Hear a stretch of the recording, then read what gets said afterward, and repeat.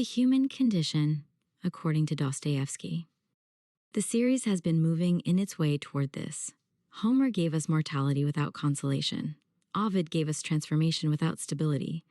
Dante gave us love as the architecture of the universe. Shakespeare gave us the self as performance, unmoored from any fixed ground.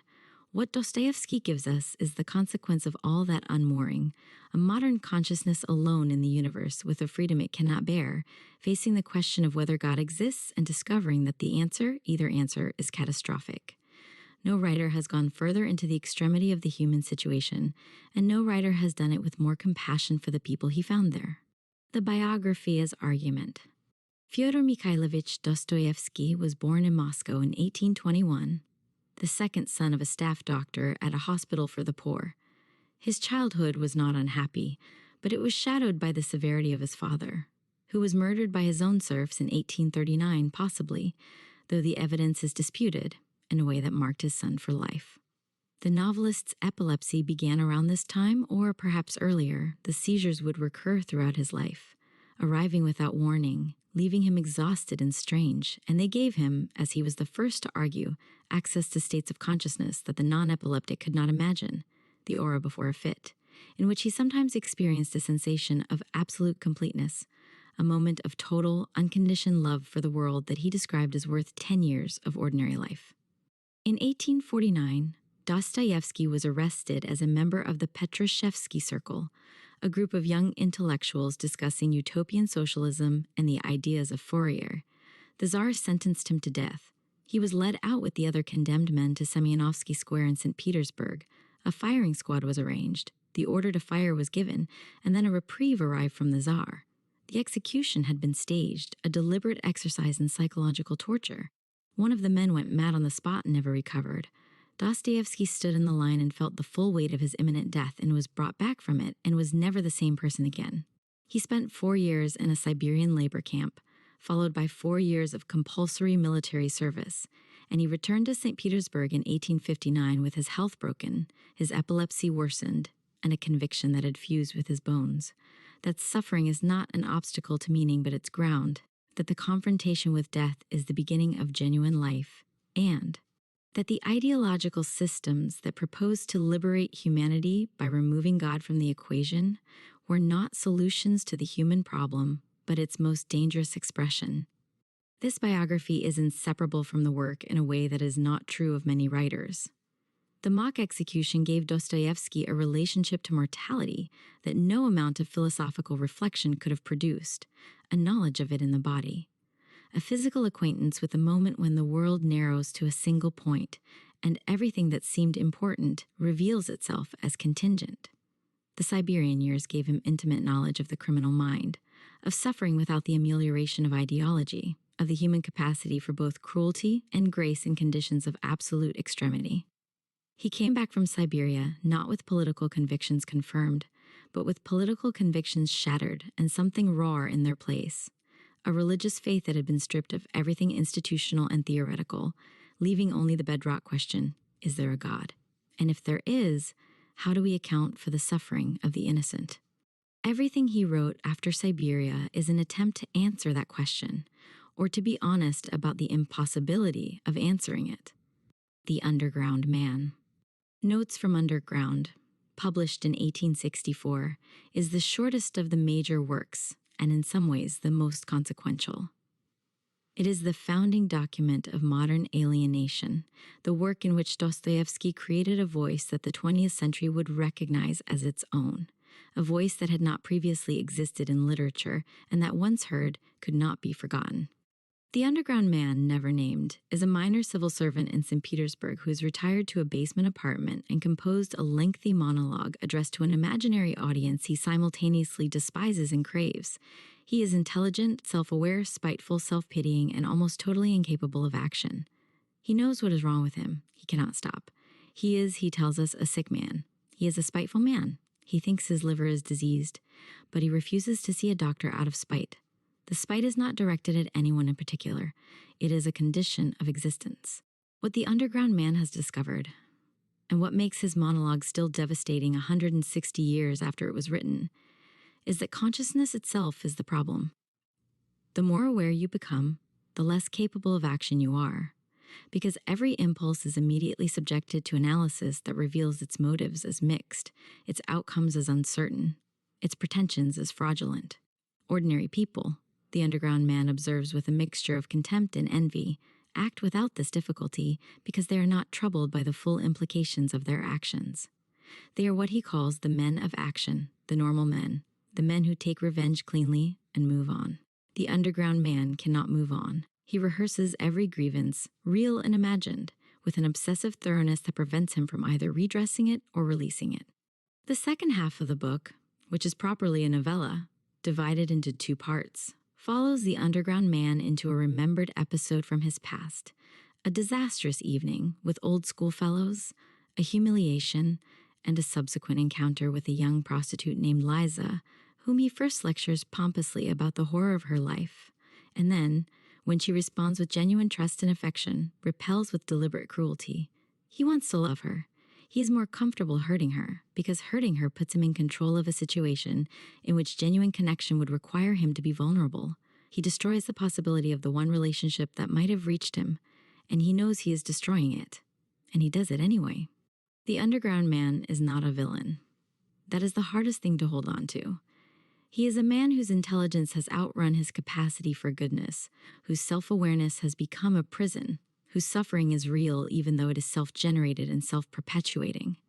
Dostoevsky does not offer him an exit. The notes simply stop. The underground man retreating back into his underground, the imaginary audience dismissed with contempt. The book ends without resolution, because its argument is that the modern consciousness, severed from God and community, and the capacity for simple, unreflective love, cannot resolve itself through will or intelligence alone. The Napoleon Theory. Crime and Punishment, published 2 years later in 1866, is the same argument made on a larger and more dramatic canvas. Raskolnikov, a young student in St. Petersburg, has developed a theory that human beings are divided into the ordinary, who are subject to the moral law, and the extraordinary, Napoleon's Solon's world historical figures, who stand above it and whose transgressions serve the larger good. He tests his theory by murdering a pawnbroker whom he has decided is a louse, a parasite, a destructive presence whose removal will free up resources for better uses. The theory is meticulous, the murder is catastrophic. What Dostoevsky understood, and what the novel demonstrates with terrible thoroughness, is that the theory is false not because it is logically incoherent. Raskolnikov's arguments are never simply refuted, and the novel does not pretend they are, but because the human being who carries out the murder is not the abstraction the theory requires. Raskolnikov is not a Napoleon. He is a young man with a body that sweats and a mind that cannot stop thinking, and a soul that registers the weight of what he has done in ways that no theory can prevent. The illness that follows the murder is not a metaphor. It is the body's refusal to accept what the intellect has authorized. It is conscience expressed as fever. The novel's other great creation is Sonia Marmeladova, the daughter of a drunk, driven to prostitution to support her family, who loves Raskolnikov with a completeness and an absence of judgment that he finds simultaneously unbearable and magnetic. Sonia is a believer. Her faith is not intellectual. She cannot argue for God. She can barely articulate what she believes. But it is absolute, and it is expressed entirely through action, through the unthinking, unguarded love she extends to everyone who needs it. She reads to Raskolnikov the passage from the Gospel of John in which Lazarus is raised from the dead, and the scene is the emotional and theological hinge of the novel, the intellectual murderer, the faithful prostitute, the story of a man brought back from death. Dostoevsky does not make the redemption easy or immediate. The novel ends with Raskolnikov in Siberia having confessed, only beginning, the long process that might eventually lead somewhere. The epilogue is not a triumph, it is a direction. The Grand Inquisitor. The Brothers Karamazov, published in 1880 and the last of the major novels, contains what is, by general agreement, the most powerful single chapter in world literature, the legend of the Grand Inquisitor, told by Ivan Karamazov to his brother Alyosha in a tavern in a provincial Russian town. It is the argument at the center of everything Dostoevsky wrote, and it is given to the character who does not share the author's faith, which is either the most honest or the most generous thing a religious writer has ever done. Ivan has constructed a poem in his mind. It is set in 16th century Seville during the Inquisition. Christ returns quietly, without announcement, unmistakable, and the people recognize him and come to him, and he performs miracles in the square before the cathedral. The Grand Inquisitor, a very old man, cardinal of the church, has him arrested and brought to a cell and visits him alone at night. And then the old man speaks for pages, and Christ says nothing. The Grand Inquisitor's argument is this: you failed humanity. You came and offered freedom, genuine freedom, the freedom to choose good or evil, the freedom that makes love meaningful, and humanity cannot bear it. When you refuse the 3 temptations in the desert, you refuse the instruments through which the mass of humanity could have been given happiness, bread, material security, miracle, the comfort of certainty, and earthly kingdom, the peace of total authority. You wanted free love, freely given, earned rather than commanded, and the result has been suffering without end, because the great majority of people are not capable of free love. They want to be fed and guided and told what to believe. We in the church have corrected your work, the Inquisitor says. We have given them the bread and the miracle and the authority. We have taken their freedom from them, and they are happy, or as happy as creatures like them can be. We carry the burden of freedom so that they do not have to. And now you return and threaten to undo what we have built. When the old man finishes, Christ approaches him and kisses him on the lips without a word. The Inquisitor shivers and opens the cell door. Go and come no more. Come not at all. Never, never. The prisoner leaves. The Inquisitor is left with the kiss burning in his heart. The legend of the Grand Inquisitor is the most lucid statement of the case against Christianity, against any system that makes demands on human freedom, that has ever been written, and it was written by a Christian novelist. Dostoevsky does not refute the Inquisitor. The kiss is the only response offered, and it is not an argument, it is an act. What it says, wordlessly, is that the Inquisitor's analysis, however accurate it may be as sociology and psychology, has missed the thing that matters: the possibility of a love that exceeds the calculation of human capacities, that refuses to be bounded by what most people can manage on their worst days. Whether this response is adequate is a question that the novel refuses to close. Ivan tells the story, and when Alyosha says that the kiss is the answer, Ivan does not concede. The argument is drawn, not won. Dostoevsky was honest enough to know that the Grand Inquisitor's position cannot be defeated by logic, only by life, by the demonstration, in actual existence, of what free love looks like when it is practiced at its fullest. This is Alyosha's function in the novel, and it is Dostoevsky's function in the culture, to bear witness to the possibility even when the case against it is overwhelming. Ivan's rebellion. Before the Grand Inquisitor legend, Ivan has already made the most agonizing argument in the novel, agonizing because it is the one that most resists both refutation and acceptance. He does not deny God. He returns the ticket. He tells Alyosha that even if God exists and the harmony of the universe is real, and every tear will be accounted for in the final reckoning, he refuses to accept a harmony that was built on the suffering of a single tortured child. He then proceeds to describe, with the meticulousness that Dostoevsky drew from actual newspaper accounts, the cases of children who have been abused and tortured by their parents and by the landowners who had power over them. A 5-year-old girl locked in an outhouse in winter, her mouth filled with excrement, her parents beating her through the night, a small serf boy released to be hunted by dogs in front of his mother. Ivan does not exaggerate. The cases are chosen for their historical factuality, their ordinariness, their typicality. This is not exceptional evil. This is the world as it is. Tell me yourself, I challenge you, let's say you were called upon to build the edifice of human destiny so that men would finally be happy and would find peace and tranquility. If you knew that in order to attain this, you would have to torture just one tiny creature, that same child who was beating her chest with her little fist, and that on her unavenged tears, you would have to found that edifice. Would you agree to be the architect on those conditions? Alyosha says no. Ivan says that is the answer. That is his rebellion. The universe constructed on the suffering of the innocent is not a universe he can accept, regardless of its ultimate justice or beauty. He does not deny that the beauty might be real. He denies that it can be purchased at that price. Dostoevsky's response, his only response, is the figure of Father Zosima, the elder monk whom Alyosha loves, whose teachings on active love and the responsibility of each person for everyone and everything run through the novel like a countercurrent to Ivan's rebellion. Zosima teaches not theodicy but practice, not the justification of suffering, but the transformation of it through love freely given. His most radical teaching is that each of us is responsible to all for all, not in the abstract but in the concrete, daily act of choosing love over resentment, connection over isolation, the other over the self.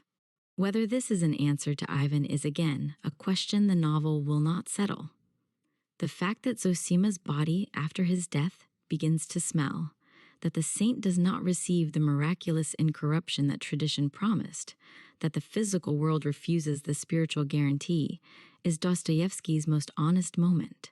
The moment when he acknowledges that faith cannot be grounded in evidence, that the leap is a leap, that the alternatives are not belief or atheism, but two different ways of living in the dark.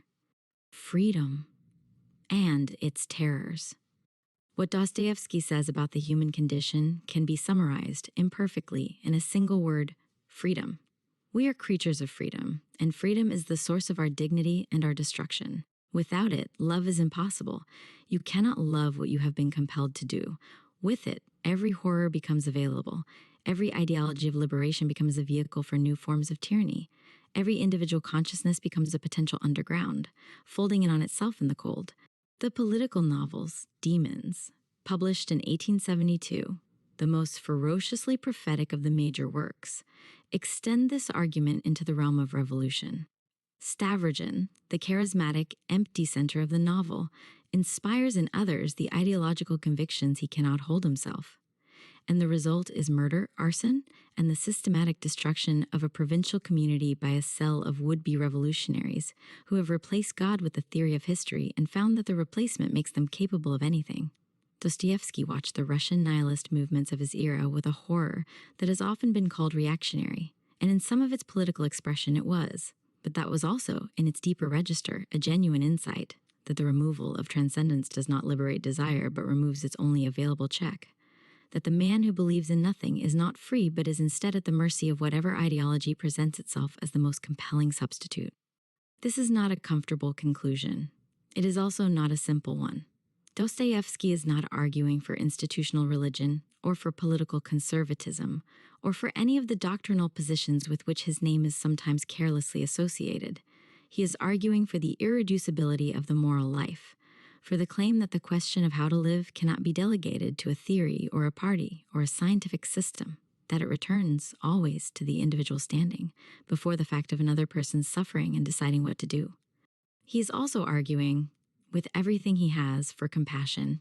The criminal, the prostitute, the murderer, the drunk, the underground man, the epileptic, all of them are held in his fiction, with an attention that does not excuse but does not condemn, that sees the full complexity of the person and the full weight of the circumstances without surrendering either moral seriousness or human tenderness.